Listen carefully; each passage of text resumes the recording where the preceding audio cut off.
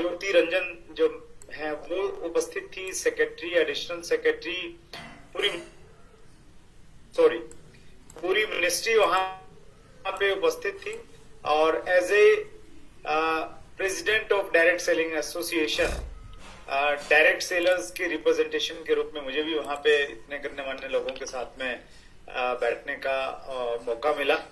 सो आप सबको भी बहुत बहुत बधाई। और हम एक्चुअली हम सब लोग कंज्यूमर तो हैं ही हैं, लेकिन कंज्यूमर के साथ साथ में हम लोग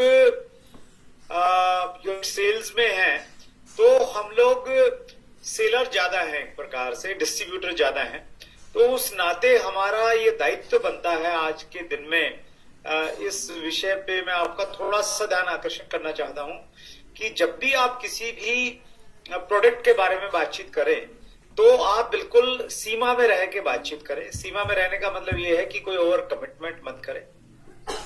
आज माननीय मंत्री जी ने 3 बिंदुओं पे विशेष रूप से उन्होंने बात की, मैंने नोट किया हुआ है, मैं आपको बताता हूं। उन्होंने एक तो इस चीज पे बातचीत की, गवर्नमेंट एक्चुअली बहुत सीरियस है। उन्होंने कहा कि टीवी पे हम लोग ऐसे विज्ञापन देखते थे कि ये प्रोडक्ट आप जल्दी कीजिए, 20 मिनट में खत्म हो जाएगा, इतने पैसे दोगे तो 100 आपको आइटम मिलने वाले हैं, 600 बिक गए हैं, 40 रह गए हैं।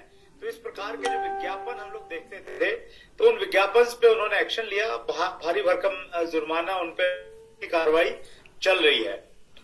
और इसके अलावा उन्होंने मतलब बहुत बारीक बारीक चीजों पे काम कर रहे हैं। और बैग का उन्होंने एक मुद्दा उठाया कि सीमेंट के बैग की क्वालिटी जो है वो उतनी अच्छी नहीं होती थी, तो उसकी वजह से ग्राहक को क्या नुकसान होता था। वो सीमेंट के पैसे दे रहा है लेकिन उस बैग की क्वालिटी अच्छी न होने की वजह से वो पास में पूरा नहीं पहुंचता था, उसमें से गिरने लग जाता था जब तक वो वहां पे साइट पे पहुंचता था। तो उस पे उन्होंने काम किया। तो बहुत सारी चीजों पे बहुत सारे बारीक गवर्नमेंट काम कर रही है और ये हमारे लिए स्पेशली डायरेक्ट सेलिंग इंडस्ट्री के लिए बहुत अच्छी बात है, क्योंकि हमारे यहाँ पे जिस प्रकार की कुछ कंपनियां अनियमितताएं करती हैं तो उन अनियमितताओं पे अंकुश लगेगा और ये जितनी भी अच्छी चीजें सख्ती होंगी तो उतनी ज्यादा हमारे लिए आरसीएम डायरेक्ट सेलर्स के लिए बहुत अच्छी बात होगी। क्योंकि हम तो गवर्नमेंट कोई भी नियम लेके आए, कितनी भी सख्ती करें, हम तो ऑलरेडी उन चीजों को इतना स्वेच्छा से और सेल्फ गाइडलाइन से हम लोग उन चीजों को फॉलो करते हैं। लेकिन फिर भी बीइंग ए डायरेक्ट सेलर आपको भी इस चीज का विशेष रूप से ध्यान रखना है कि अगर कभी कुछ ऐसी चीज होती तो कमिटमेंट आप वही कीजिएगा जो कंपनी आपको कहती है और जो पूरा हो सके। राइट, मार्च महीना है और जैसे अभी अंगद मौर्य जी बोल रहे थे कि मार्च को हम लोग मार्च कम कहते हैं, इसको मिशन मंथ ज्यादा कहते हैं। मार्च और सितंबर 2 महीने होते हैं।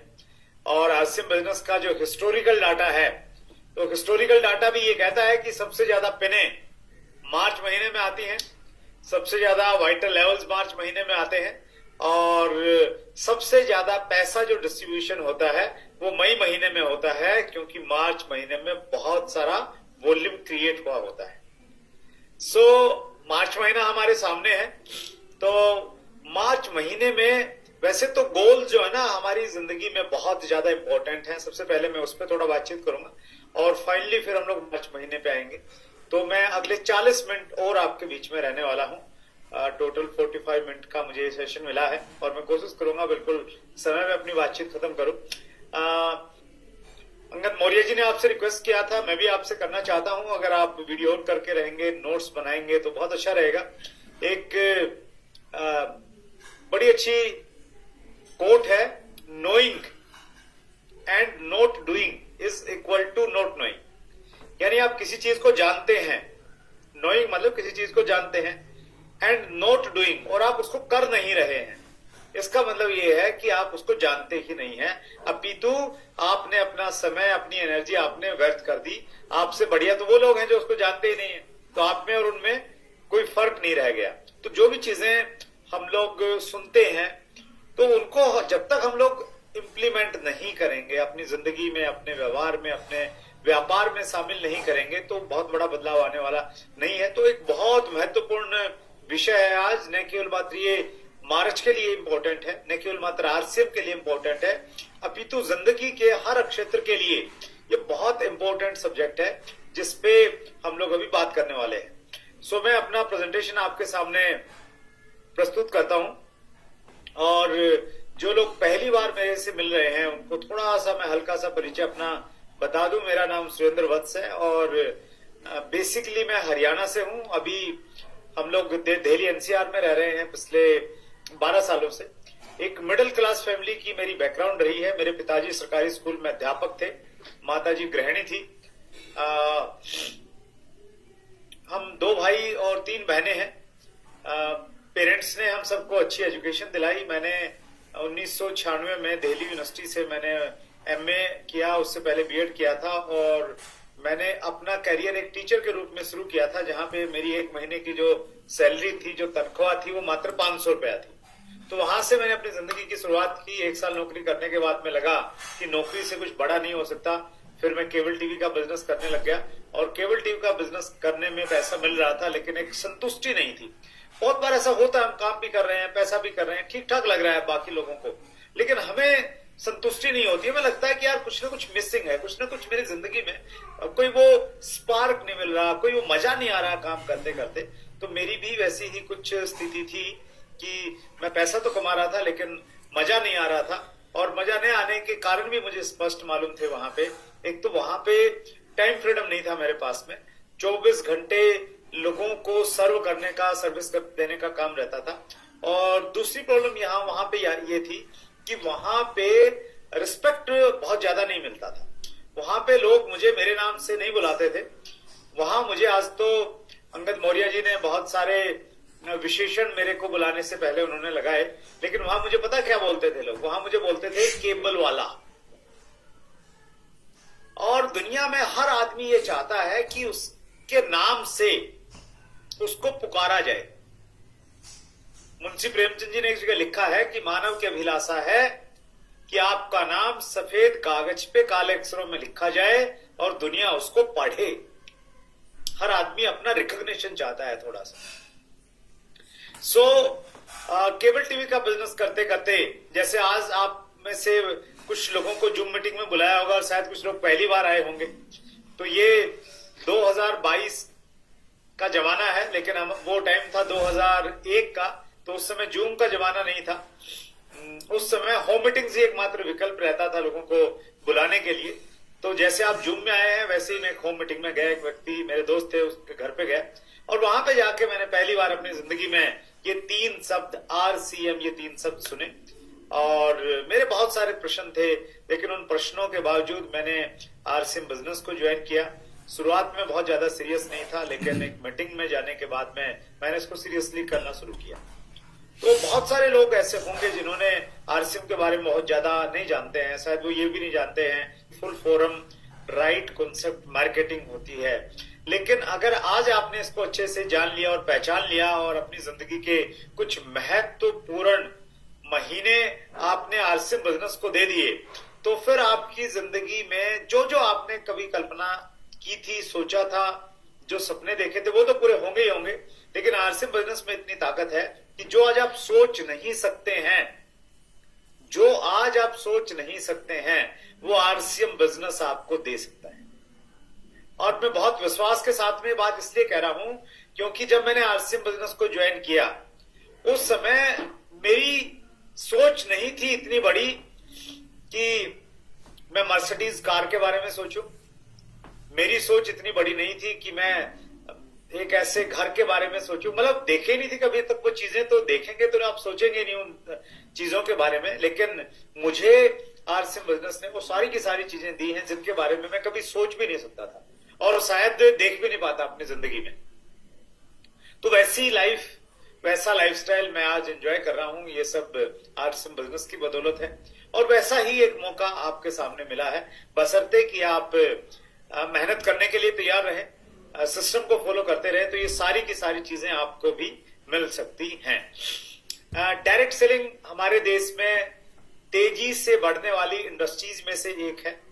अगर हम दुनिया के कुछ आंकड़ों की बातचीत करें, WFDSA world federation direct selling association एक ऐसी संस्था है जो हर साल दुनिया के डायरेक्ट सेलिंग के आंकड़े हम सबके सामने प्रस्तुत करती है। तो 2020 के जो आंकड़े हमारे सामने आए हैं, उन 2020 के आंकड़ों के अनुसार दुनिया में सबसे ज्यादा कारोबार अमेरिका कर रहा है, $40,000 मिलियन का, और उस लिस्ट में हिंदुस्तान का स्थान 12वें नंबर पे है। हम लोग मात्र $3,000 बिलियन का कारोबार कर रहे हैं। यानी हम लोग अमेरिका के कंपैरिजन में, हमारी जनसंख्या तो बहुत ज्यादा है, लगभग कितना गुना, हम लोग लगभग 5 गुना ज्यादा जनसंख्या हमारी है, लेकिन अगर हम लोग व्यापार की बातचीत करें तो हम लोग उनसे कितना पीछे हैं। हम लोग 40 और 3 16 48, तो हम लोग लगभग 13 गुना उनसे पीछे हैं। तो ये सारी की सारी चीजें ये बता रही हैं कि हमारे देश में स्कोप बहुत ज्यादा है, और आंकड़े ये भी बताते हैं कि पूरी दुनिया में सबसे ज्यादा CAGR कंपाउंड एनुअल ग्रोथ हमारा रहा है, इंडिया का रहा है पिछले 3 सालों का। यानी हमारा बिजनेस टर्नओवर तो कम है, लेकिन हमारी ग्रोथ बहुत तेजी के साथ में, यानी दुनिया में सबसे ज्यादा स्पीड के साथ में हम चल रहे हैं। और इसी स्पीड के साथ भी अगर हम लोग चलते रहे और दूसरे देश भी इसी स्पीड के साथ में चलते रहे जो उनका CAGR है, तो 2040 के लगभग हम लोग दुनिया में सबसे ज्यादा कारोबार करने वाला देश बन जाएंगे। और मजेदार बात यह होगी उस समय कि उस बड़े टर्नओवर को लीड करेंगे RCM बिजनेस के वो लोग जो आज RCM बिजनेस को सीरियसली ले रहे हैं, क्योंकि RCM बिजनेस इकलौता ऐसा बिजनेस है जो इंडियन रेट, इंडियन कल्चर और इंडियन मेंटेलिटी के अनुसार काम करता है। इसको हम लोग कोई भी, मैं बहुत ईमानदारी के साथ में इस समय आपसे ये बातचीत कर रहा हूं, क्योंकि मैं डायरेक्ट सेलिंग इंडस्ट्री से जुड़ा हूं, मैं बहुत नजदीक से जानता हूं कंपनियों के बारे में। तो truly Indian rate culture mentality की कोई कंपनी है तो हम सब लोग की कंपनी है, और हम सब लोग इसके लिए ऊपर वाले का हमेशा शुक्रगुजार रहते हैं, और हमें रहना चाहिए, क्योंकि उन्होंने हमें हिंदुस्तान की सबसे अच्छी डायरेक्ट सेलिंग कंपनी में जुड़ने का मौका दिया है। हिंदुस्तान में बहुत सारे लोग हैं, वो ईमानदारी से काम करना चाह रहे हैं, सच्चाई के साथ में काम करना चाह रहे हैं, लेकिन दुर्भाग्य से उनके पास में अच्छी कंपनी नहीं आई। जो उनके सामने आई उसको उन्होंने सही माना, उसमें काम करना स्टार्ट किया, और बहुत सारे लोगों को बहुत सारे इश्यूज फेस करने पड़ते हैं, लेकिन हम बहुत लकी हैं कि इतनी अच्छी कंपनी हमारे साथ में है। सो दुनिया की सबसे अच्छी इंडस्ट्री में हम लोग हैं और सबसे अच्छी कंपनी में हम लोग हैं। तो अब हम लोग अपने टारगेट कैसे सेट करें और कैसे उनको अचीव करें, लक्ष्यों को निर्धारित कैसे करें और कैसे उनको पूरा करें, इस सब्जेक्ट के ऊपर मैं आपसे बातचीत करना चाहता हूं। और देखिए, लक्ष्य से पहले जो शब्द है उसको हम बोलते हैं सपना, ड्रीम। मुझे कार चाहिए, मुझे एक घर चाहिए सुंदर सा, मुझे फिट रहना है, ये सारे के सारे जब मैं ऐसी बात बोल रहा हूं तो मैं सपने के बारे में बात कर रहा हूं। लेकिन जब किसी भी सपने के पीछे हम एक डेट लिख देते हैं, when the date of achieving a dream is fixed, then it becomes a goal। फिर ये एक लक्ष्य में परिवर्तित हो जाती है ये चीज। कैसे? जैसे मैं कहूं कि मुझे गाड़ी चाहिए 2022 तक, मुझे घर चाहिए 31 मार्च 2024 तक, मुझे डायमंड की पिन चाहिए 2025 तक। तो अब ये सपना नहीं है, अब ये लक्ष्य बन गया है, क्योंकि इसमें एक छोटा सा बदलाव आ गया है कि इसके पीछे तिथि निर्धारित कर दी गई है कि ये चीज मुझे कब तक चाहिए। गोल सेटिंग क्या है? गोल सेटिंग एक स्किल है, एक कौशल है। कुछ स्किल जैसी होती हैं हम सीख नहीं सकते, जन्मजात होती हैं, लेकिन सौभाग्य से ये एक ऐसी स्किल है जिसको हम लोग सीख सकते हैं। वी कैन लर्न इट, इसे सीखा जा सकता है। और दुनिया में जितनी बड़ी बड़ी ऑर्गेनाइजेशंस हैं, आप रिलायंस की बातचीत कर लीजिए, आप भारती एयरटेल की बातचीत कर लीजिए, आप कोई भी बड़ी ऑर्गेनाइजेशन, बिजनेस ऑर्गेनाइजेशन की बात कर लें, प्लेयर्स की बात कर लें, आप सचिन तेंदुलकर की बात कर लें, विराट कोहली की बात कर लें, स्पिरिचुअल लीडर्स की बातचीत कर लें, पॉलिटिकल लीडर्स की बात कर लें, हर व्यक्ति ने अपने सपनों को पूरा किया है, क्योंकि वो जाने अनजाने में गोल सेटिंग की टेक्निक को जानता था। कुछ लोगों ने तो इसको सीखा, कुछ लोगों में उन्होंने, उनकी कॉमन सेंस ने वैसा बना दिया कि वो गोल सेट करने लग गए अपनी जिंदगी में। और उनको अचीवमेंट के बाद अचीवमेंट मिलना स्टार्ट हो। तो हम भी अगर इस छोटी सी चीज को अगर हम लोग सीख जाएं और अपनी जिंदगी में अपना लें, अपनाना बहुत इंपॉर्टेंट है actually. Knowing and not doing is equal to not knowing. जब तक अपनाएंगे नहीं तब तक कुछ नहीं होगा, और अपनाएंगे तो क्या हो जाएगा, अपनाएंगे तो हम भी इतना बड़ा काम करेंगे कि लोग हमारा उदाहरण देंगे, एग्जाम्पल देंगे कि उसने ऐसा किया, तुम भी ऐसा कर सकते हो। हम लोग प्रेरणा बन सकते हैं बहुत सारे लोगों के लिए। गोल्स की बहुत महत्व है, बहुत इंपॉर्टेंस है। गोल्स क्यों बनाने चाहिए, थोड़ी थोड़ी अगर मैं बातचीत करूं तो business study says goals are important. बहुत सारे विश्वविद्यालयों में अध्ययन किया गया और वो अध्ययन बताता है कि गोल्स बहुत इंपॉर्टेंट है। ब्रायन ट्रेसी एक लेखक हैं, उनकी किताब है लक्ष्य।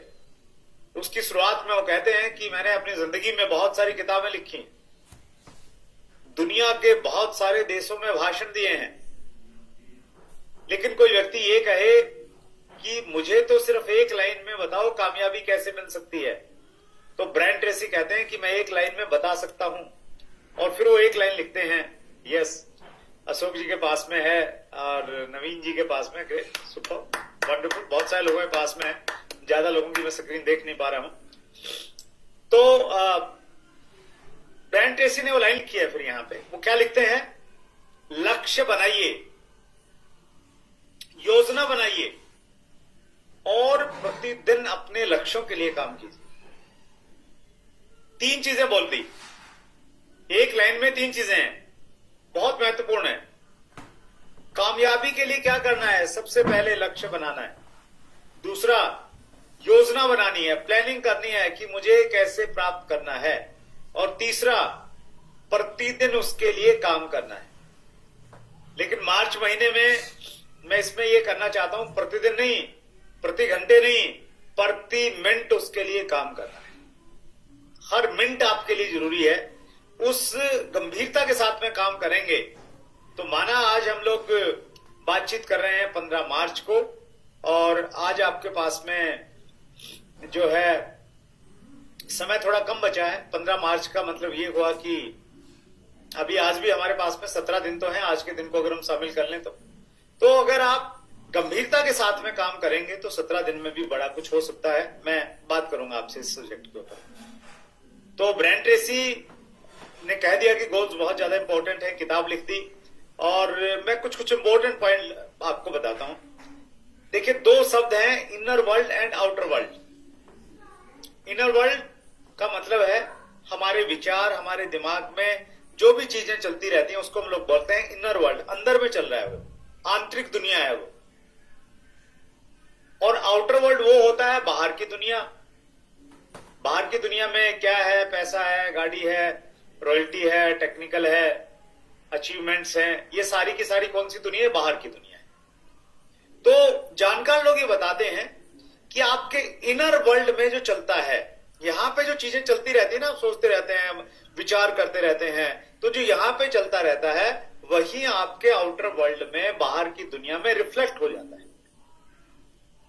तो अगर आपका लक्ष्य है और आप उसके बारे में बार बार सोच रहे हैं, बार बार विचार कर रहे हैं, तो फिर आउटर वर्ल्ड में भी वही घटित होगा। तो इसलिए लक्ष्य जरूरी है, क्योंकि लक्ष्य होंगे नहीं तो इनर वर्ल्ड काम नहीं करेगा आपका। We will feel energetic and stress will go away. जब हम लक्ष्य बनाएंगे ना, हमारे अंदर में एनर्जी आ जाती है और जो स्ट्रेस है, तनाव है, बोरिंग है, वो सब खत्म हो जाता है सिर्फ लक्ष्य बनाते ही।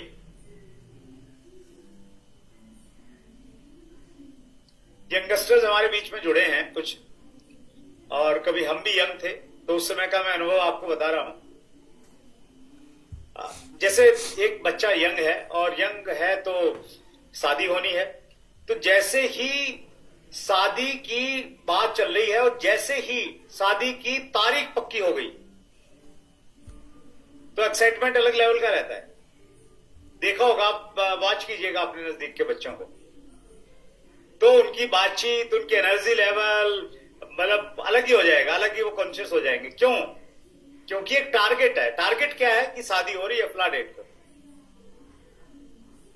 तो ऐसे जब हम कोई भी लक्ष्य बनाते हैं जाने अनजाने में, अभी चुनाव थे आपके उत्तर प्रदेश में, उत्तर प्रदेश से काफी सारे लोग जुड़े हुए हैं, तो जैसे तारीख डिक्लेयर होती है, नेताजी का जोश आप देखते हैं कितना बढ़ जाता है नेताओं में।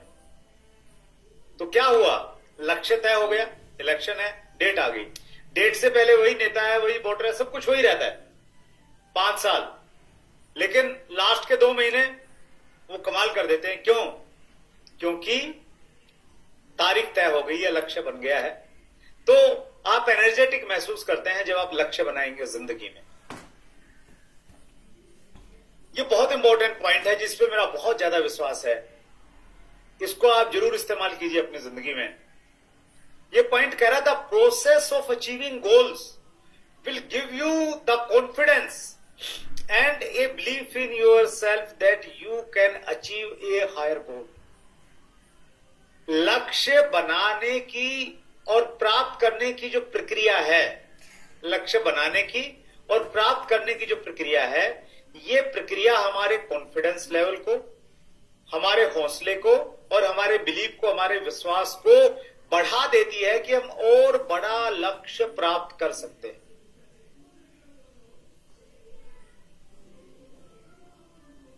तो इंपॉर्टेंट यह है कि आप लक्ष्य बनाइए। आप नए जुड़े हैं, पहले महीने आपका मिनिमम लक्ष्य होना चाहिए बिगिनर लेवल पे जाना, 20,000 का वॉल्यूम चाहिए सिर्फ। तो अगर आपने 20,000 का लक्ष्य बनाया और उसको पूरा किया तो आपका कॉन्फिडेंस बढ़ जाएगा और फिर आपको लगेगा अगले महीने मैं अगले लेवल को पार कर सकता हूं। ये बहुत इंपॉर्टेंट है। मेरी अपनी अचीवमेंट का पूरा सार यही है, पूरा का पूरा राज यही है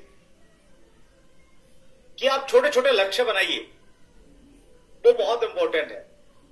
काफी बड़े बड़े अचीवर्स यहां बैठे हैं, उनको मैं एक लक्ष्य देना चाहता हूं जिसपे मैंने काम किया। मैं भी आपकी तरह एक जमाने में ऐसा ही डिस्ट्रीब्यूटर था जिसको कोई जानता नहीं था, पहचानता नहीं था, और शहर में तो मैं फिर भी एक नाम था, अंधों में कान्हा राजा, लेकिन इंडिया लेवल पे कोई पहचान नहीं थी। तो अक्टूबर 2002 में मुझे मौका मिला राजस्थान भीलवाड़ा जाने का, जहां कंपनी का हेड ऑफिस है। वहां एक प्रोग्राम था 20 अक्टूबर 2002 को। तो वहां पे मैंने देखा कि मैं तो भीड़ में खोया हुआ हूं, भीड़ का हिस्सा हूं, मेरे पास में इतनी बड़ी अचीवमेंट नहीं है कि मुझे स्टेज पे बोलने का मौका मिले। तो वहां से मैं एक निर्णय लेके आया था कि अगली बार जब भी कोई बड़ा प्रोग्राम होगा नेशनल लेवल का, उस प्रोग्राम में मैंने ऐसा कुछ अचीवमेंट करना है कि मैंने स्टेज पे पहली पंक्ति में खड़े होना है। छोटा सा लक्ष्य बनाया था, उस पर काम किया, उसको अचीव किया। तो अचीव किया, क्या हुआ, कॉन्फिडेंस और बिलीफ बढ़ा कि और बड़ा लक्ष्य बनाया जा सकता है। और फिर मैंने लक्ष्य बनाया, छोटा तो नहीं था, थोड़ा बड़ा था, और वो लक्ष्य ये था कि मैंने हिंदुस्तान के आरसीएम के जो पहले के 20 लोग हैं उनमें मैंने शामिल होना है, टॉप 20 में जाना है। उस समय आरसीएम में पिने नहीं होती थी, कंपनी से लिस्ट आती थी कि सबसे ज्यादा चेक किसका आया, तो जिसका सबसे ज्यादा आया वो सबसे बड़ा लीडर, सबसे बड़ा अचीवर। तो ऐसा रिकॉग्निशन होता था। तो टॉप 20 में जाना मुश्किल काम तो नहीं था, लेकिन कॉन्फिडेंस काम कर रहा था कि जब भीड़ से निकल के पहली पंक्ति में आ गए हैं तो यहां पे भी आ सकते हैं। और उस कॉन्फिडेंस ने कहीं ना कहीं काम किया। मैं टॉप 20 में आया और ये दिल मांगे मोर, फिर दिल ने कहा कि टॉप 10 में आना है, सिंगल डिजिट, 10 से नीचे नंबर होना चाहिए। तो मेहनत की, 10 से 9 में आ गया। तो ऐसे करते करते डायमंड की पिन जब लॉन्च हुई तो फिर ये था कि यार डायमंड बनना है। तो अभी वो पिन जो है वो मेरे सामने यहाँ पे है, और ये पिन यही कह रही है कि ये पिन करने के लिए आपको 50 करोड़ का वॉल्यूम चाहिए एक महीने का। लेकिन आप अगर 5-5 हजार के बिजनेस पे अभी काम करेंगे तो आपका कॉन्फिडेंस और बिलीफ लेवल ये बढ़ेगा और फिर आप 50 करोड़ पे पहुंच जाएंगे। तो ये प्रक्रिया बहुत जरूरी है, इसको आप खुद भी शामिल कीजिए अपने काम में और अपनी टीम में। जो नए लोग आते हैं स्पेशली, वो बिल्कुल कच्ची मिट्टी की तरह होते हैं, उनको कुछ नहीं मालूम। तो के अंदर में आप ऐसा कल्चर लेके आइए अपनी टीम में कि लोग लक्ष्य के बिना बात ही नहीं करें। स्किप करता हूं कुछ पॉइंट क्योंकि मेन चीज मेरे से मिस हो जाएगी। You can be in top 30% people. लक्ष्य बनाने की अगर आपकी आदत डल गई ना, आप दुनिया के 3% सफल लोग जो लक्ष्य बना के काम करते हैं उनमें शामिल हो जाएंगे। अगर आपने लक्ष्य बना के काम नहीं किया तो कितना भी कुछ कर लीजिए आप कभी सफल नहीं हो सकते। अगर आपने लक्ष्य बना के काम करना शुरू कर दिया तो फिर दुनिया के 3% लोगों में आ जाएंगे। ये एक बात इतना बड़ा डिफरेंस हमारी जिंदगी में ला सकती है,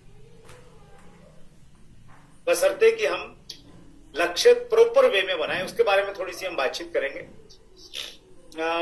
राइट, जब भी आप लक्ष्य बनाएं तो लक्ष्य बनाने के लिए एक टेक्निक है जिसको हम बोलते हैं स्मार्ट, SMART। यहां मैं एक चीज और कहना चाहता हूं आप सबको, न केवल मात्र मार्च के तो हमारे टारगेट है ही हैं। आप हर काम को लक्ष्य में परिवर्तित करने की आदत डालिए। कोई भी काम है, उस काम को कैसे हम गोल में कन्वर्ट कर सकते हैं। हर काम को किया जा सकता है, अधिकतर कामों को किया जा सकता है। तो स्मार्ट टेक्निक क्या कहती है? स्मार्ट टेक्निक, आपने कोई भी काम को अगर गोल में कन्वर्ट करना है तो स्मार्ट टेक्निक पे आपने जांचना। ये पैमाना है चेक करने का। तो इस पैमाने का एस कहता है आपका जो लक्ष्य है वो स्पेसिफिक हो। स्पेसिफिक का मतलब होता है स्पष्ट, क्लैरिटी होनी चाहिए, उसमें कोई धुंधलापन नहीं होना चाहिए। जैसे मुझे बहुत सारा पैसा चाहिए तो स्पष्ट है क्या? नहीं है। मुझे RCM बिजनेस से 1 लाख रुपया महीना चाहिए तो स्पष्टता आ गई ना इसमें थोड़ी सी, राइट? तो ऐसे हर काम को आप कर सकते हैं। मैंने आज बहुत सारा काम करना है, सुबह उठे जोश में, आज मैंने बहुत सारा काम करना है। स्पष्टता है? नहीं है। स्पष्टता कब आएगी? कि आज मैंने दिन में ये 10 काम करने हैं, स्पष्टता आ गई। आज मैं बहुत सारा प्रोडक्ट सेल करूंगा, स्पष्टता नहीं है। आज मैंने कम से कम 5,000 का जो प्रोडक्ट है वो मैंने सेल करना है, स्पष्टता आ गई। तो हर काम को जब भी आप गोल में कन्वर्ट करें तो उसमें स्पेसिफिक होना चाहिए, वो स्पष्टता हो। M फॉर मेजरेबल होना चाहिए, उसको मापा जा सके,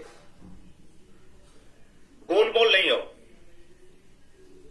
A फॉर अचीवेबल, ये बहुत इंपॉर्टेंट है। आपका लक्ष्य बड़ा होना चाहिए लेकिन वो अचीवेबल होना चाहिए, आप उसको अचीव कर पाए। बहुत सारे लोग हर महीने लक्ष्य बनाते हैं और हर महीने अपने लक्ष्यों को पूरा नहीं करते हैं, और हर महीने लक्ष्य बनाते हैं और बाद में क्या करते हैं? बहाने बनाते हैं। इस बार इलेक्शन था इसलिए नहीं हुआ, और इस बार जिसको वोट दिया था वो जीत गया इसलिए नहीं हुआ, अगली बार वो मंत्री बन गया इसलिए नहीं हुआ। तो हम बहाने बनाते हैं वो लोग। तो आप टारगेट बनाइए, बहुत अच्छी बात है, बड़ा बनाइए, लेकिन मोस्ट इंपॉर्टेंट, जिसमें मेरा बहुत विश्वास है, target should be achievable. Paper के ऊपर में कैलकुलेशन के साथ में आंख मीच के मत लिखिए। R for relevant. रिलीवेंट को हिंदी में कहते हैं संबंधित। आपका हर लक्ष्य एक दूसरे से संबंधित होना चाहिए, उसी डायरेक्शन में आपका हर लक्ष्य लेके जाए। T for time bound. Time bound मतलब उसके पीछे एक डेट तिथि टाइम होना चाहिए। तो इस तरीके से आप अपने कामों को लक्ष्यों में परिवर्तित कर सकते हैं। तो आपकी जो प्रोडक्टिविटी है, आपकी जो उत्पादकता है, वो कई गुना बढ़ सकती है। ये मैं आपसे कहना चाहता हूं। तो इसको अपनी आदत में शामिल कीजिए। कई तरह के गोल्स रहते हैं। लाइफ गोल्स मतलब जिंदगी में आपका अंतिम उद्देश्य क्या है। लॉन्ग टर्म गोल 5 से 10 साल, 5 साल से ऊपर के जितने भी गोल्स हैं उन सबको हम लॉन्ग टर्म गोल्स की श्रेणी में रख सकते हैं। मिड टर्म गोल्स वो होंगे जो 2 से 5 साल में हमने पूरे करने हैं। शॉर्ट टर्म गोल वो होंगे जो 6 महीने से 2 साल में हम लोगों ने पूरे करने हैं। मंथली गोल्स वो हैं जो 1 महीने से 6 महीने के बीच के गोल्स हैं, उनको मंथली गोल की श्रेणी में रख सकते हैं। और सबसे इंपॉर्टेंट है माइक्रो गोल्स। माइक्रो मतलब छोटे, बहुत छोटे। 31 दिन के महीने को 31 दिनों में डिवाइड किया, और हर दिन में अगर आप 14 घंटे काम करते हैं तो 14 घंटों को डिवाइड किया कि पहले सुबह उठ के क्या करना है, फिर ये करना है, फिर ये करना है, ये करना है। उसको बोलते हैं माइक्रो गोल, छोटे छोटे गोल्स। तो यहां बहुत इंटरेस्टिंग बात यह है कि आप गोल बनाइए सब तरह के, डायमंड का भी बनाइए। अभी डी कुमार जी ने फोर्ड एंडीवर गाड़ी ली, बहुत शानदार गाड़ी है, 10-11 साल मैंने भी उसको रखा। तो आप लग्जरी गाड़ी का गोल बनाइए, लेकिन आपका फोकस माइक्रो गोल्स के ऊपर होना चाहिए। माइक्रो गोल अगर आपने पूरे कर लिए, यानी आपने आज का लक्ष्य पूरा किया, जो आप स्वयं निर्धारित किया था कि आज मैंने ये काम करने हैं। जो करते ही नहीं उनके लिए तो मैं कुछ कह ही नहीं सकता, उनके लिए आज का प्रोग्राम है भी नहीं। उनके लिए है जो बनाते हैं। तो आपने लक्ष्य बनाया और आज आपने पूरा कर लिया, तो इसका मतलब क्या है? इसका मतलब ये हुआ कि आपका इस महीने का लक्ष्य पूरा हो जाएगा। और इस महीने का लक्ष्य पूरा हो गया तो आपके मिड टर्म और लॉन्ग टर्म और लाइफ टर्म गोल ऑटोमेटिकली पूरे होते चले जाएंगे। क्यों? क्योंकि सारे आपस में इंटरकनेक्टेड हैं, रिलीवेंट हैं, संबंधित हैं एक दूसरे से। ये इस प्रकार से काम करता है जैसे आप शर्ट के बटन बंद करते हैं और पहला बटन, नीचे वाला बटन आपने बिल्कुल सही बंद किया तो ऑटोमेटिकली ऊपर वाले सारे बटन सही बंद होते चले जाएंगे। और आपने नीचे वाला गलत कर दिया तो फिर ऊपर आते आते अजीब सी हालत हो जाएगी आपकी शर्ट की। तो micro goals are most important goals. If you can achieve micro goals, automatically all goals will be achieved. सारे अपने आप पूरे हो जाएंगे, कुछ आपको करने की जरूरत नहीं पड़ेगी। तो हम परेशान हो जाते हैं कि रॉयल्टी 5 लाख का वॉल्यूम कहां से आएगा, 5 लाख का कहां से आएगा। 5 लाख पे फोकस मत कीजिए। आप फोकस क्या कीजिए, 5 लाख को 15 दिन में डिवाइड करके एक दिन में आज मुझे कितना करना है उससे फोकस कीजिए आप, और उसको कर दीजिए। तो वो अगर आपका हो गया तो ऑटोमेटिकली आपका अगर रॉयल्टी का टारगेट है 5 लाख का, वो हो जाएगा। गोल्स बहुत सारे हैं, लेकिन बिजनेस गोल्स को हमें कैसे पूरा करना चाहिए उसके बारे में हम बातचीत करेंगे। बिजनेस गोल्स का मतलब क्या हुआ? आपके जो टारगेट्स हैं, मार्च के पर्टिकुलर में बातचीत करूं। मार्च में देखो, अगर आपने टारगेट अभी लिया नहीं है, गंभीरता के साथ में नहीं लिया है या छोटा टारगेट लिया हुआ है, तो मैं आपको ये कहना चाहता हूं आप टारगेट लीजिए। और इस बार थोड़ा सा बड़ा इसलिए लीजिए क्योंकि मार्च महीने में जो माहौल है उस माहौल का बेनिफिट आपको मिलता है। चुनाव में वही पार्टी जीतती है जिसका माहौल होता है। तो मार्च में आरसीएम का खूब माहौल होता है। तो थोड़ा सा बड़ा बनाइए एक बार, और स्पष्टता के साथ में बनाइए। अभी तक नहीं बनाया तो आज बनाइए, इस मीटिंग खत्म होने के तुरंत बाद। ए लाइन में कितना बिजनेस, बी लाइन में कितना, और अदर लाइंस हैं उसमें कितना, सेल परचेज कितना, तो उसमें क्लैरिटी लेके आइए। और वो क्लैरिटी आपने लेके आ गए हैं आप, तो अब उनको पूरा कैसे करना है उसमें थोड़ी सी बातचीत करते हैं। सबसे पहले है टेक चार्ज। चार्ज लीजिए, रिस्पॉन्सिबिलिटी लीजिए, जिम्मेवारी लीजिए कि यस मैंने पूरा करना है। अपलाइन डाउनलाइन है, लेकिन सबसे बड़े जिम्मेवार कौन? आप। अगर आप रिस्पॉन्सिबिलिटीज लेना सीखेंगे ना तो वो आपसे के चीज हाथ में कंट्रोलिंग रहेगी और उससे हैप्पीनेस आपको मिलेगी। ये मैंने बहुत क्लोजली चीजों को नजदीक से देखा है। आज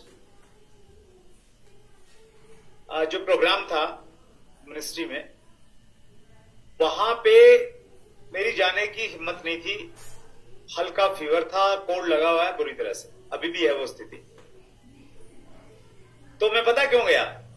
क्योंकि मैं ये मानता हूं, अंदर से मानता हूं, किसी ने मुझे कोई डिग्री नहीं दी, किसी ने मुझे काम नहीं सौंपा। मुझे ये ऐसा लगता है कि मैं डायरेक्ट सेलिंग का सबसे बड़ा ठेकेदार हूं। सबसे ज्यादा जिम्मेवारी के साथ मैंने करना है, काम करना है, ये मैं अपने अंदर मानता हूं। तो वो रिस्पॉन्सिबिलिटी का भाव लेते ही आपकी फिर थकावट नहीं रहती और आपका कमिटमेंट ऑटोमेटिकली बढ़ जाता है।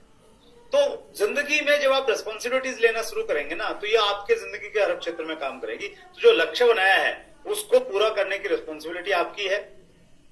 चार्ज लीजिए उसका, और उससे कंट्रोलिंग आपकी आएगी, हैप्पीनेस आएगी। एक ट्रायंगल है। इंपॉर्टेंट पॉइंट पे बातचीत करता हूं। Write down 3 to 5 reasons why you want to achieve this goal. मार्च महीने में जो भी आपने लक्ष्य बनाया ना, क्यों बनाया है, क्यों इसे पूरा करना है, स्पष्ट कारण होने चाहिए, कम से कम 3। रॉयल्टी लेनी है। धर्मेंद्र जी ने बताया बहुत सारे लोगों के टारगेट हैं रॉयल्टी के। क्यों लेनी है royalty? Right down the reason. भी अप्रैल में भी ले लेंगे, मार्च में क्यों लेनी है? आपके पास में कारण होना चाहिए कि मार्च में लेने का अलग ही मजा है। मार्च में लेंगे तो नेशनल लेवल पे कहीं ना कहीं रिकॉग्निशन मिलेगा। मार्च में लेंगे तो माहौल का फायदा मिल जाएगा। मार्च में इसलिए लेनी है कि मोमेंटम बनाना है, अगले फाइनेंशियल ईयर में एक अचीवमेंट के साथ में एंटर करना है। अभी इसलिए लेनी है कि बहुत दिन हो गए, आजू बाजू वाले लोग मजाक उड़ाते हैं, कहते हैं कब आएगी रॉयल्टी, इसलिए लेनी है। मैं उन लोगों के लिए कह रहा हूं जिन्होंने रॉयल्टी का टारगेट लिया हुआ है। आपने कम का लिया हुआ है, आप कम पे काम कीजिए, लेकिन जो भी टारगेट है वो आपने क्यों लिया है उसका कारण आपके पास में होना चाहिए। ये बहुत इंपॉर्टेंट पॉइंट है, मेरा इस पर बहुत विश्वास है। लक्ष्य को प्राप्त करने की बर्निंग डिजायर, तीव्र इच्छा शक्ति आपके अंदर में होनी चाहिए।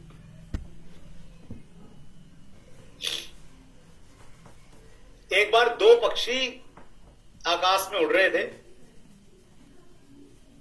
बड़ी स्पीड के साथ में उड़ रहे थे, और अचानक उड़ते उड़ते उनकी बगल से एक रॉकेट निकला और वो रॉकेट स्पीड के साथ में निकल गया। तो एक पक्षी ने, जो संभवतः छोटा था, उसने दूसरे से पूछा कि ये कौन सा पक्षी था जो इतनी स्पीड के साथ में चला गया, आंखों से ओझल हो गया तुरंत। तो बड़े पक्षी ने बोला कि मुझे इस पक्षी का नाम तो मालूम नहीं, लेकिन एक चीज मालूम है, ये इतनी तेजी से इतनी उड़ रहा था क्योंकि इसके पीछे आग लगी हुई थी। तो वो आग आपके अंदर में जिस दिन लग जाएगी ना अपने लक्ष्य को लेके, तो वो आपको उड़ा के ले जाएगी। तो चेक योरसेल्फ, क्या वो आग, क्या वाइब्रेशन आपको फील हो रही है मार्च महीने में? मेरी बड़ी फेवरेट कहानी है। सुकरात जी एक दार्शनिक थे, उनके पास में एक लड़का गया और बोला, सुकरात जी मैं जिंदगी में कामयाब होना चाहता हूं, मुझे कोई मंत्र दीजिए। सुकरात जी ने कहा कि पहले स्नान करेंगे। तालाब में गए, सुकरात जी ने वहां जाकर उस बच्चे को पानी में डुबोने का प्रयास किया। बच्चे ने पूरी ताकत लगाई बाहर निकालने के लिए, लेकिन सुकरात जी ने बिल्कुल लास्ट मोमेंट पे बच्चे को बाहर निकाला।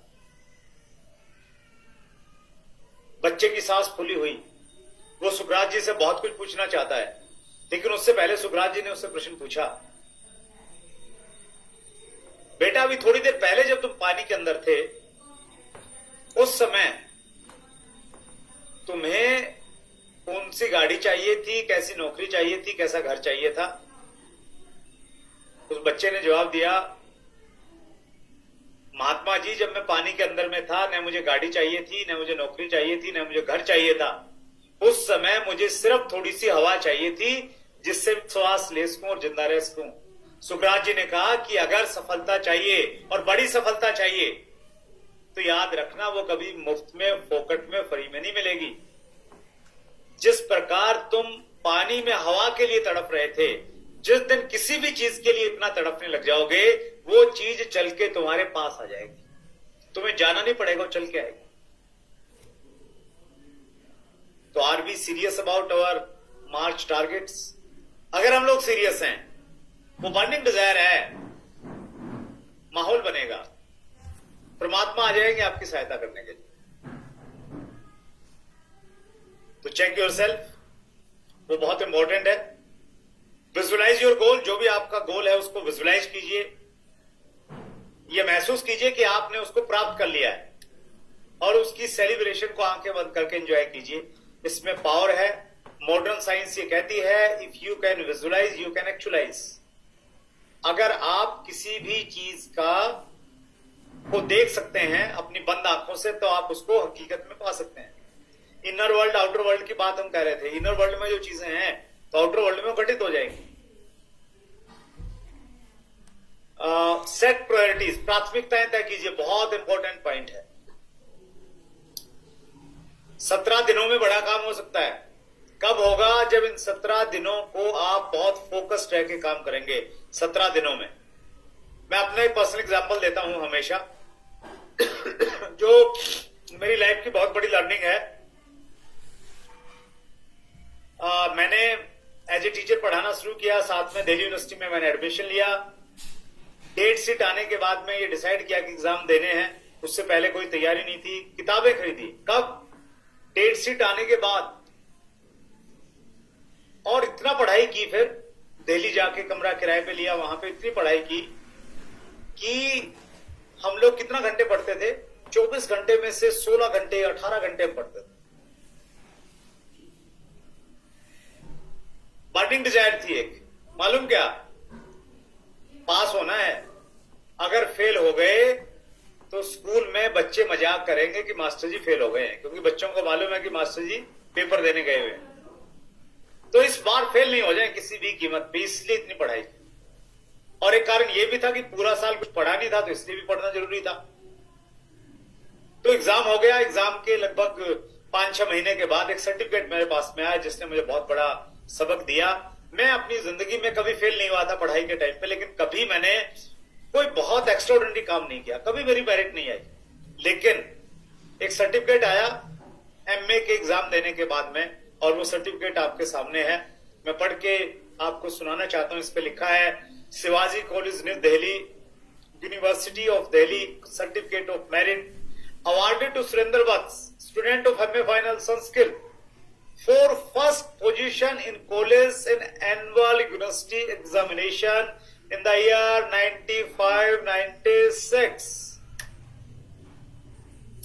मैंने शिवाजी कॉलेज में टॉप कर दिया।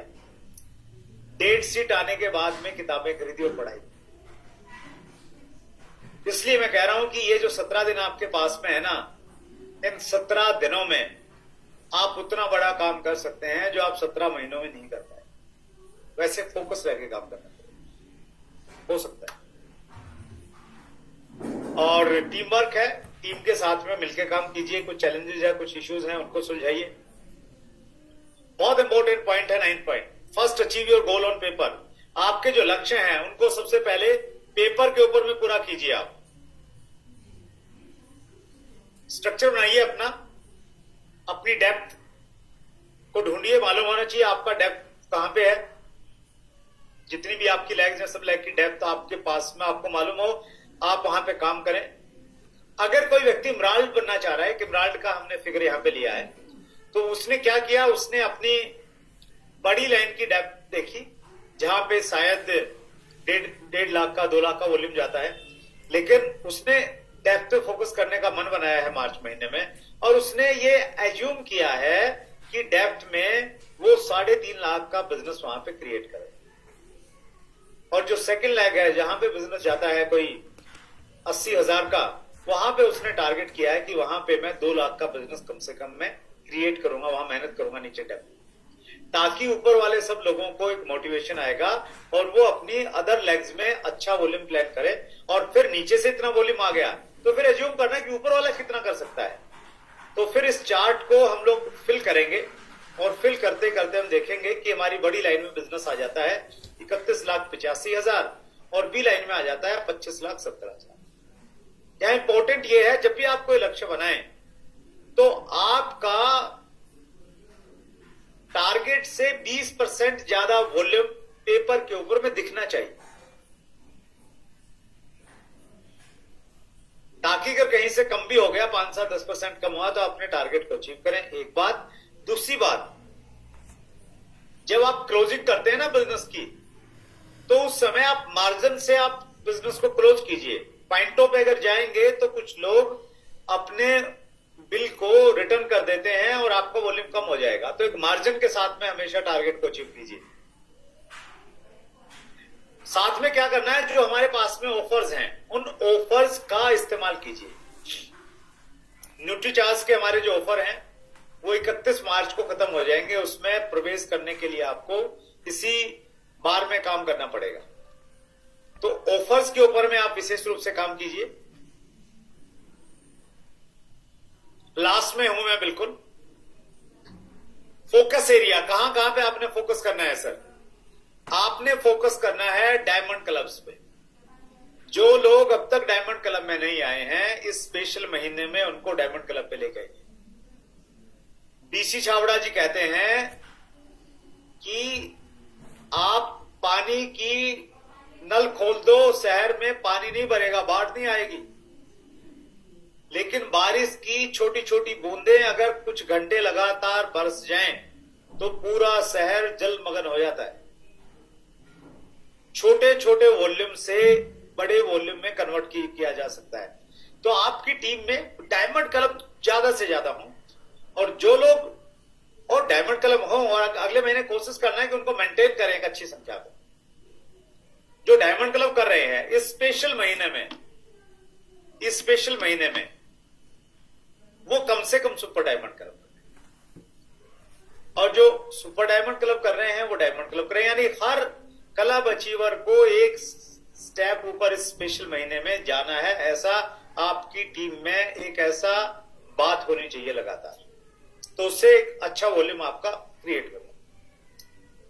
दूसरा जो फोकस एरिया है वो है एडवांस न्यूट्रिशन काउंसलर कोर्स। बहुत शानदार कोर्स है। अगर आप सुपर डायमंड कर रहे हैं तो इसके लिए जो आप धन खर्च करेंगे वो आपको वापस मिल जाएगा। इसको आप अच्छे से अटेंड कीजिए, अपनी टीम के लोगों को इसमें लेके आइए। अगर आपने अभी तक इसमें एनरोल नहीं किया है तो फोकस ऑन योर 1% बिजनेस। आपका 1% बिजनेस कहां से आ रहा है? मान लेते हैं आपका टारगेट है 5 लाख का, तो 5 लाख का 1% हुआ 5,000। आप सिर्फ ये नहीं लिखेंगे कि भाई एक लाइन में 3.5 आ गया, दूसरी में 1.15 आ गया, आप रॉयल्टी पे पहुंच गए। 3.5 कहां से आ रहा है?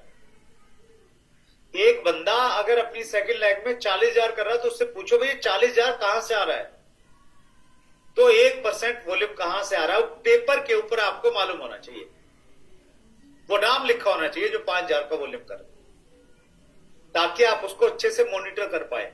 अदरवाइज आपको मालूम ही नहीं चलेगा लास्ट डेट में कहां से कितना आना था, कहां से कम होगा, कर ही नहीं पाएंगे, फॉलो भी नहीं हो पाएगा। 3 क्लोजिंग, 3 कम से कम क्लोजिंग कीजिए आप। पहली क्लोजिंग कीजिए जितना भी वॉल्यूम है, उसके बाद अभी जो बचा हुआ टाइम है उसकी 3 क्लोजिंग। पहली क्लोजिंग 20 तारीख को पूरी ताकत लगा दीजिए। मान लीजिए कि आपने मैक्सिमम वॉल्यूम 20 तक ही करना है। दूसरी क्लोजिंग 25 तारीख को, और तीसरी क्लोजिंग 30 तारीख को। 31 तारीख का आपने इंतजार नहीं करना है, क्योंकि 31 तारीख को सर्वर बंद हो जाएगा, होगा ही होगा। मैं भविष्यवाणी करता हूं आजकल, पहले बता रहा हूं आपको। आपके हाथ में बहुत सारा वॉल्यूम होगा, आप कहेंगे जी कट नहीं रहा है, क्या करूं,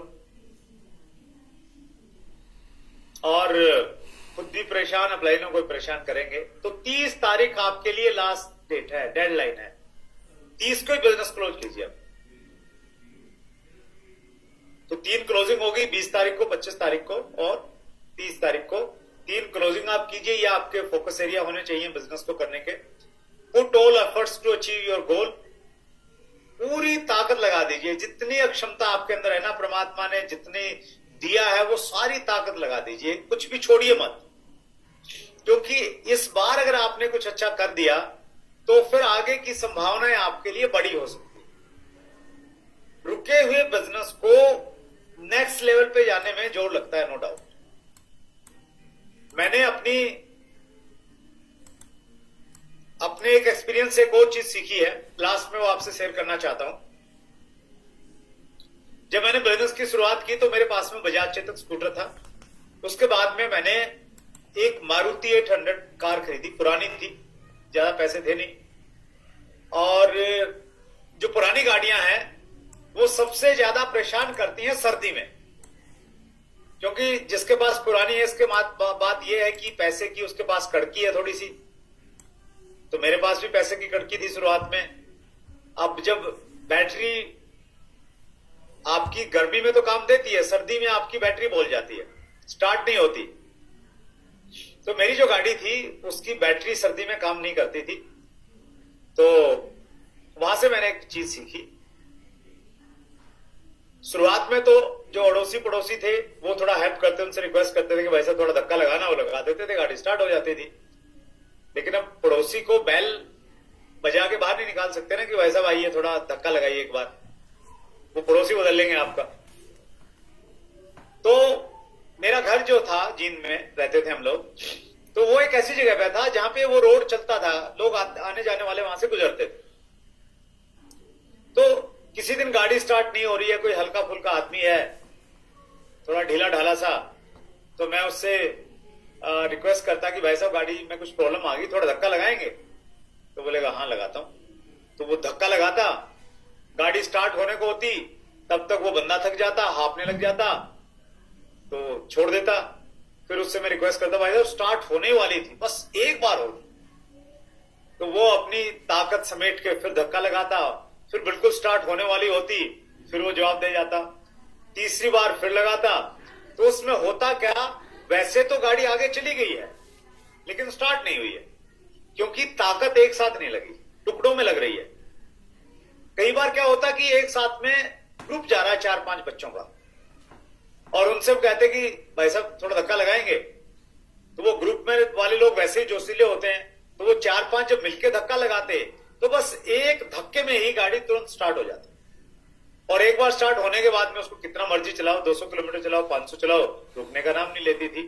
तो उससे मैंने एक सबक सीखा है कि अगर आपने एनर्जी एक साथ में लगा दी तो काम बनता है। तो इस बार अगर आपने पूरी ताकत से धक्का लगा दिया ना अपने बिजनेस पे, मार्च में अपने लेवल को अगर ले गए आप, गड्ढे में गाड़ी फंसी होती ना तो वो भी निकल जाती है, तो फिर वो रोड पे आ जाती है। तो फिर मार्च से अप्रैल जो नया फाइनेंशियल ईयर आपकी गाड़ी रोड पे होगी, और अगला फाइनेंशियल ईयर आपका बहुत बड़ा हो सकता है। आप बहुत लकी हैं कि आप हिंदुस्तान की सबसे तेजी से काम करने वाली टीम का हिस्सा हैं। आपके बहुत सारे अप्लायंस हैं, लेकिन मैं कॉमन अप्लायंस की बात करूं, धर्मेंद्र जी की, मतलब उन जैसा पागलपन, उन जैसी आग टारगेट को लेके मैंने बहुत कम लोगों में देखने को मिली। उनकी एनर्जी के साथ, उनके एक्साइटमेंट के साथ में आपके पास में बहुत सारे लीडर हैं। ऊपर में शेखर जी हैं, स्पेशली मैं सुजीत कुमार सिंह जी की बातचीत करूं तो उनके अंदर में जो डिसिप्लिन है, उनके अंदर में जो समझ बूझ है, वो जिस तरीके से चीजों को प्लान करते हैं, डाटास के ऊपर में काम करते हैं, मुझे बहुत प्राउड फील होता है। और मैं इस टीम का भविष्य बहुत सुनिश्चित इसलिए देख रहा हूं कि यहां पे दोनों चीजों का बहुत शानदार कॉम्बिनेशन है। यहां धर्मेंद्र जी का जोश है और सुजीत जी का जो एक स्टीक वर्किंग रहती है वो है, और इसी वजह से ये टीम बहुत तेजी के साथ में पूरे हिंदुस्तान में ग्रो कर रही है और बहुत ही आगे जाएगी। मैं बहुत सारे प्रोग्राम में जाता हूं, और लेकिन 1000 का जो मीटिंग रूम होता है वो लास्ट तक आते आते 700 में सिमट जाता है। लेकिन ये पहला ऐसा मैं मीटिंग रूम देख रहा हूं कि लास्ट में भी 994 लोग अभी भी यहां पे उपस्थित हैं। तो ये कहीं ना कहीं इस चीज को दर्शाता है कि आपकी पूरी टीम किस प्रकार से सीखने को महत्व देती है, किस प्रकार से आपकी जो टीम है पूरी की पूरी वो बहुत सीरियस है अपने टारगेट्स को लेके और सारी चीजों को लेके। तो कहीं ना कहीं ये सारी की सारी चीजें वो दर्शाती हैं।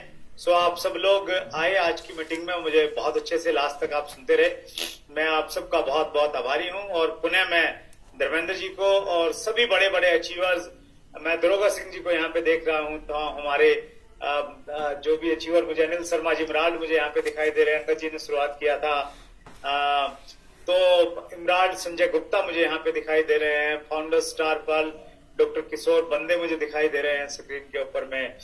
सो बड़े बड़े अचीवर्स मुझे यहाँ पे दिख रहे हैं सर, ईगल अचीवर, और तो बहुत सारे लोग मुझे दिख रहे हैं। तो इतने बड़े बड़े अचीवर्स यहाँ पे उपस्थित हैं, उनका मैं विशेष रूप से धन्यवाद करता हूँ कि उन्होंने आज की मीटिंग को इतना महत्व दिया और आज की मीटिंग में वो आए। सो एक बार फिर पुनः आप सबका बहुत बहुत धन्यवाद। सुशील जी को मैं देख रहा हूँ, फाउंडर रूबी सुशील जी भी हमारे बीच में है। तो ये मतलब मीटिंग रूम इतना लंबा है, सब तक मैं शायद नहीं पहुंच पाऊंगा। बहुत बहुत धन्यवाद आप सबका। Thank you sir, thank you sir, धन्यवाद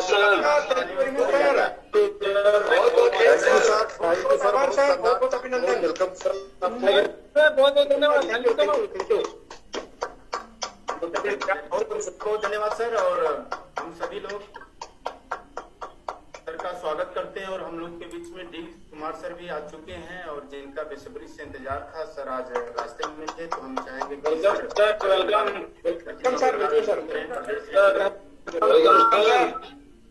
वेलकम सर, वेलकम, स्वागत है sir. Thank you, welcome sir, thank you दोस्तों। सॉरी फॉर डिले, मैं थोड़ा डिले हो गया। गाड़ी तो मैं बहुत तेज चला रहा था बट ट्रैफिक बहुत हैवी थी। हमारे साथ मानंद केसरी जी थे और रास्ते में रोक करके मैंने मीटिंग स्टार्ट किया और सर से मेरी बात हुई। सबसे पहले आदरणीय सुरेंद्र वत्स जी का बहुत बहुत धन्यवाद हम लोग ज्ञापित करते हैं। मैं चाहता हूं कि एक बार जितने भी को साथी हैं सारे लोग thank you sir, thank you, धन्यवाद सर, धन्यवाद सर, थैंक यू। मैं आपको आप सभी साथियों को बताना चाहूंगा कि आदरणीय वत्स साहब की एक ट्रॉफी में लेकर आ गया हूँ। इस बार दिल्ली में सर को दोनों ट्रॉफी मिली थी। सर इतने लाजवाब है कि मैं क्या बताऊं, कोई टारगेट छोड़ते नहीं है। न्यूट्री चार्ज की तरफ से बड़े बड़े टारगेट थे और सर ने उसको अचीव किया था। तो मैंने सर से रिक्वेस्ट किया कि सर एक ट्रॉफी मेरे को दे दीजिए। तो सर ने बोला कि देखो दे तो दूंगा लेकिन मुझे वापस चाहिए। तो मैंने बोला कि सर मैं संभाल के रखा हूं और मैं वापस दूंगा। सर ने बोला कि जिस दिन तू डायमंड बनेगा मेरे को चाहिए ट्रॉफी। और वो ट्रॉफी मैं जब जब देखता हूं तो लगता है सर बैठ के मेरे को बुला रहे हैं, कह रहे हैं कि बेटा आ जाओ आ जाओ आ जाओ आ जाओ आ जाओ। तो निश्चित रूप से दोस्तों देखिए, कहते ना कि कामयाब लोगों की संगत, कामयाब लोगों की बातें, कामयाब लोगों का अगर आपके ऊपर थोड़ा सा भी असर पड़ जाए, प्रभाव पड़ जाए, तो जीवन बदलने से कोई नहीं रोक सकता। और हम सब भाग्यशाली हैं कि आज डायमंड, आरसीएम के डायमंड, रियल डायमंड आदरणीय वत्स साहब हम लोग के बीच में इतना अच्छा खासा टाइम दिए हैं। तो सर आपसे वादा करते हैं कि ये मार्च क्लोजिंग मिशन मार्च, हम ये जो ग्रुप है, ये जो टीम है, ये पूरे हिंदुस्तान में डंका बजाएगा सर। आपका, आपकी टीम का, हम सब लोग मिलके बहुत बड़ा काम करने जा रहे हैं सर। ये आपसे कमिट कर रहे हैं यार है सभी लोग। एक बार थोड़ा